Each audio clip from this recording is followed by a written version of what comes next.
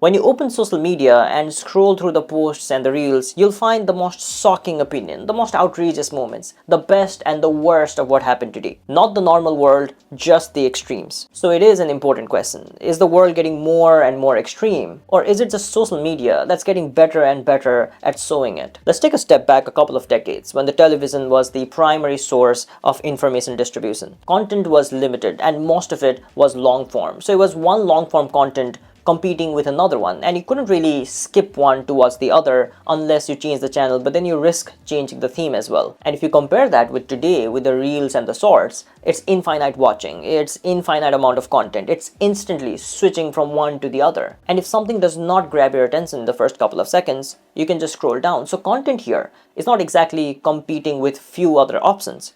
Content is competing with the rest of the world. It's competing with millions of videos uploaded every day, and now short form content clearly outweighs long form when it comes to volume. And the short form is that genre that really understands how to keep us hooked for the longest. This is where the rise of the extremes come in. The content is much more sensational than ever before. So from a normal good day to it's the best day of my life, from normal disagreements to very strong conflict, from attractive to unrealistic beauty standards, all of this is a sensational version of reality that we're getting in social media. And this is actually quite worrying. And in this video, I want to share some of those worries, which I think is already normal in social media. Starting with hyperstimulation, which is now a social media norm. When you consume the extremes, your brain starts wanting it more. Normal content starts feeling slow. Short form content conditions the need for faster experiences in social media. And short form content creates this dopamine driven craving loop. And this is also why longer form videos start feeling less appealing,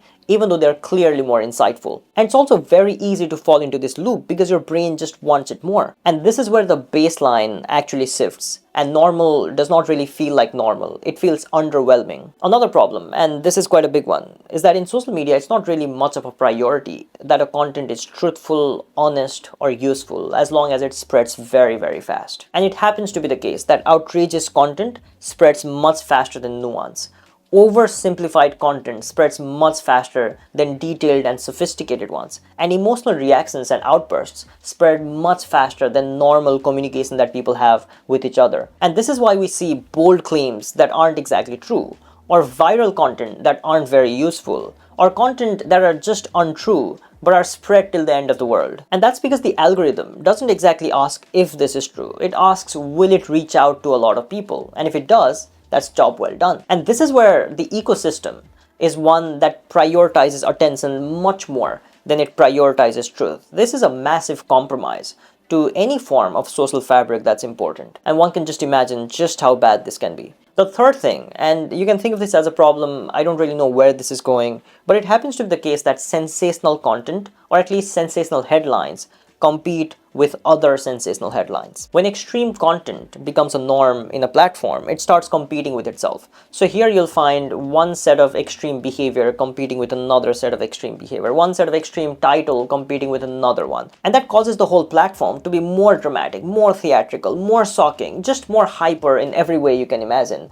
to have this heightened and exaggerated sense of reality, even though the actual reality is very, very different. And that creates a system where extreme content that sells very well, so more people want to create extreme content, and the baseline for what is normal just shifts. It becomes more exaggerated. This clearly is a problem. Not exactly sure to what extent in the future, but it certainly gives people this over-amplified, exaggerated sense of reality, and sometimes even a heightened sense of emotions when it comes to any topic that they're interested in. So what we're seeing right now is not just a content trend, it's a system where there's infinite competition, there's algorithmic selection, and human behavior in play that pushes more and more content towards us. And normal does not win the attention game anymore.